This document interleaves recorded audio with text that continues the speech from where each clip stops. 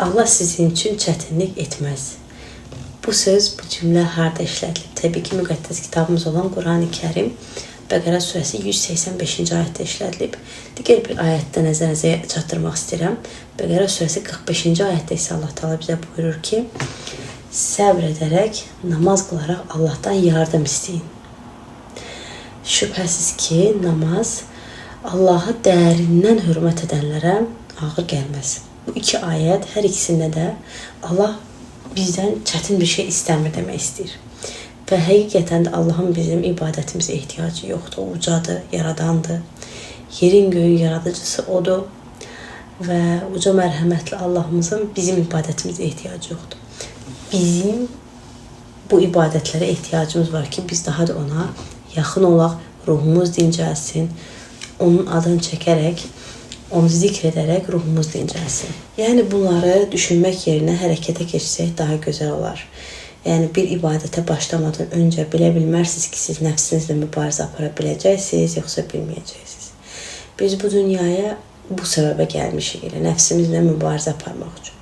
Qalib gələnlərin yeri inşallah ki, hamımıza məlumdur. Allah hər birimizi inşallah cənnətə layiq eləyər. Firdevs bağlarında inşallah ki, hər birimizin məkanı orada hazırlayar inşallah.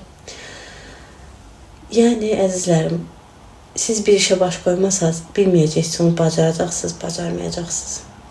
Bir də eşidirik bəzən yaxınlarımızdan ki, mən hələ hazır deyiləm. Nə vaxt hazır olacaqsın? Bəlkə sabah heç olmayacaq. Nə olsun gəncsən, nə olsun cavansan. Ona görə Allah Teala bizi bura göndərib müvəqqəti. Biz hamımız qonaq və açıq aydın kitabda bizə dəlillər var. Dediğiniz kimi artıq ölkəmizdə Ramazan ayıdır və bütün müsəlmanlar üçün çox gözəl, çox müqəddəs bir aydır. Hər kəs sevinir, əsir müsəlmanlar hər kəs sevinir. Hər birinizi təbrik etmək istəyirəm. Və bu Ramazan ayı bizə nə öyrədir? İlk öncə Ramazan ayının mahiyyəti nədir? Yəni nə baş verir bu ayda, onu demək istəyirəm. Təbii ki, bilənlərimiz çoxdur, amma bilməyənlərimiz də var aramızda. İnanın ki, var. Oxumayıb, araşdırmayıb. Sadəcə kör-körən şəkildə yaşayan bacı qardaşlarımız var.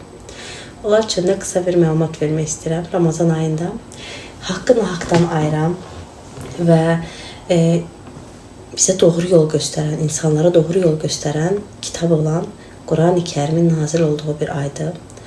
Və çox gözəl bir aydır. Fəzilət də çox böyükdür.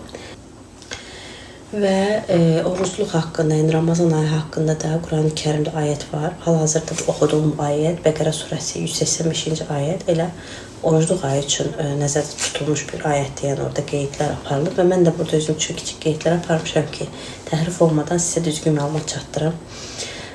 Və 185-ci ayətdə deyilir ki, sizdən kim bu aya şahid olarsa, yəni Ramazan ayına şahid olarsa, o ayı oruç tutaraq keçirsin. Kim xəstədirsə, kim səfərdədirsə, ilin digər aylarında oruç tutaraq Allaha öz bəndə kimi borcunu inşallah ki, yerinə yetirsin. Və yenə də qeyd olunur ki, Allah sizin üçün çətinlik etməz. Yəni, əslində çətin heç bir şey yoxdur. Əgər Allahı həqiqətən sevirsinizsə, ona sevginizi göstərməyin yollarıdır bu. Ruhunuzun, qəlbinizin təmizlənməyi üçün, pak olmaq üçün bir yoldur. Və Allah Teala bizə ayətin sonunda da bizə çatdırır ki, o sizin üçün asanlıq istəyir və orucun sayını tamamlamanızı istəyir, sizi doğru yönəltməyini istəyir və Allah Teala gözləyir ki, bəlkə oruç tutaraq ona şükür edəsiniz. Yəni, onun verdiyi neymətlərə görə ona şükür edəsiniz, əzizlərim. Burada təbii ki, təkcə ac qalmaqdan söhbət getmir. Mən deyirəm Allahdan ki, biz bu ayı təkcə ac qalaraq qida ilə olan o nəfsimizin tərbiyəsi üçün təbii ki, çalışmayaq. Arzuluyuram hər birinizə ki, bu material olan bir dünyada gözümüzlə gördüyümüz hər bir şey nə ki görürük, bəzən çox nəfsani şəkildə istəyirik. Onları istəməyə öyrənək və həyatda hər şeyin materialdan ibarət olmadığını artıq dərk eləyək gecə olmadan. İnşallah ki, sonsuz dünyamız üçün çalışaq. Bu ay inşallah bizə bunları öyrətsin. Diləyirəm Allahdan. Rəbbim gördüyünüz kimi Qurani-Kərimdə də, yəni bu ay haqqında bizə məlumatlar ötürüb Əsas odur ki, biz Qurani-Kərimi evdə sadəcə suvenir kimi saxlamayaq. Bir sadəcə nağıl kitabı kimi saxlamayın əzizlərim və dünyasını köçən insanlar üçün yalnız bunu oxumayın. Açın, tərcüməsini oxuyun. Vacib deyil, fransızca oxursunuz, İngiliscə oxursunuz, Rusca oxursunuz, Azərbaycanca fərq etmir. Əsas odur ki, oxuyun və mənasını anlayın. Allah sizə nə demək istəyir, nə işarə göndərir. Yəni hər bir inanın ki, çətinlikdən çıxmağın yolu bu kitabda var. Çox möcüzəvi bir kitabdır. Yetər ki, siz dərindən aram-aram oxuyasınız bu kitabı. Qətiyyən də tələsməyin ki, tez bitirmək üçün aram-aram oxumağa çalışın. Elə bu gündən başlayın inşallah Ramazan boyu Qurani-Kərimi bitirməyə çalışın. Və inşallah ki, Qurani-Kərimi oxuyarkən də bu ayətlər də qarşınıza çıxar. Və nə qədər ümid edirəm ki, yəni təsirlənərsiniz ən az mənim qədər. Çünki bütün ibadət növləri haqqında burada danışılır. Hicabdan tutun, namaz, oruc, hər bir şey, sədəqə vermək. Yəni bu ayda həm də sədəqələrinizi artırın. Allahın adlarını bol-bol zikr edin. Yəni aranızda əgər namaz qılmayan, səhhətində problem olub oruç tutmayanlarınız varsa belə, Allahın adlarını zikr etməyi, ümumiyyətcə gün ərzində zikirlər etməyi unutmayın. Və bu ay bunu vərdiş halına gətirin ki, bəzən mənə deyirlər ki, necə elə bilər ki, namazı axsatmayaq. Bunu sadəcə həyat tərzinə çevirmək lazımdır. Necə ki, durursunuz səhər yeməyini unutmursunuz. Unutsaz belə əliniz ayağınız əsir və günorta yeməyi nə qədər deyirsiniz, ay aman acımışam, tez yeməyimi yeyim. Suyunuzu unutmursunuz, çayınızı unutmursunuz. Yəni həyat tərzinə çevirsəniz ibadəti, bu sizə heç də ağır və çətin gəlməyəcək. Və Allahı dərindən o sevgini duyaraq, ayətdə deyildiyi kimi, Bəqərə surəsi 45-ci ayətdə deyildiyi kimi, Allahı dərindən hiss edib sevənlərə əsla ağır gəlməz ibadət. Və inanın ki, istər hicab olsun, bu da bir ibadətdir, istər namaz olsun, istər oruc olsun, heç birində sizə bir, belə deyim də, çətinlik törədəcək heç bir şey yoxdur. Bəzən hicab taxan xanımlar da deyirlər ki, ay aman, yayda sizdə isti olar, sizdən ölərsiniz, yəqin ki, hətta belə deyənlər var. Amma inanın ki, hicabı taxan xanımlar da bilirlər ki, Allah Taala əsla ağır gələn heç bir şey bizdən istəmir. Nə istisi, nə qarı, nə qışı, nə soyuğu, heç bir şey umursamırsınız. Əgər Allahı dərindən hiss edərək onun buyurduğu kimi yaşamağa çalışırsınızsa, bilirsiniz ki, Allah əmr edibsə, pis bir şey bizə əsla əmr etməz. Həqiqətən qızlar, istər namaz olsun, istər oruc olsun, sədəqə vermək olsun, zəkat vermək olsun, yəni bunlar hamısı sizi Allaha bir pillə daha yaxınlaşdıracaq və o psixoloqlara, nevropatoloqlara tökülən pullar, bilirsiniz ki, bugün günümüzdə insanlar çox əsəbidirlər, çox gərgindirlər, çox stresslidirlər. Bunlar hamısı gedəcək, inanın mənə. Çox sakitləşəcəksiniz, ruhunuz qidalanacaq. Bayaq dediyim o səhər yeməyi kimi, necə ki, səhər durursunuz, əliniz ayağınız əsir, səhər yeməyini unutmursunuz, çayınızı, şirin konfetinizi, şirniyyatınızı, elə içi özüm qarışıq unutmuram. Eləcə də Allaha ibadəti unutmayacaqsınız. Həyat tərzinə gətirəcəksiniz ki, artıq namazsız qala bilməyəsiniz. Oruc yox ayda, oruçsuz qala bilməyəsiniz.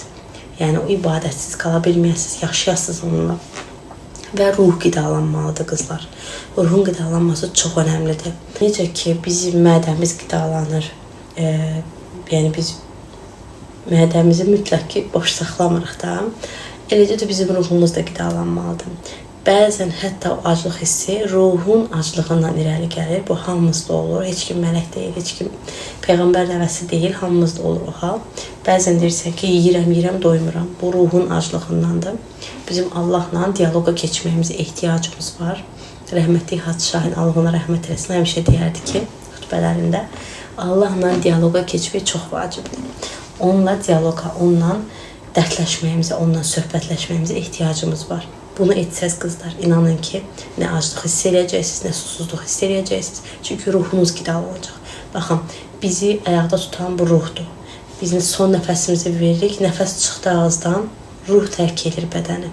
Ruh olmasa, biz sadəcə bir heç nəyə, yəni düşünün ki, sizin ruhunuz bədəninizdən çıxdıqdan sonra bizi dəfn edərkən bizim adımızı belə çəkmirlər, bizə bir cənazə deyirlər.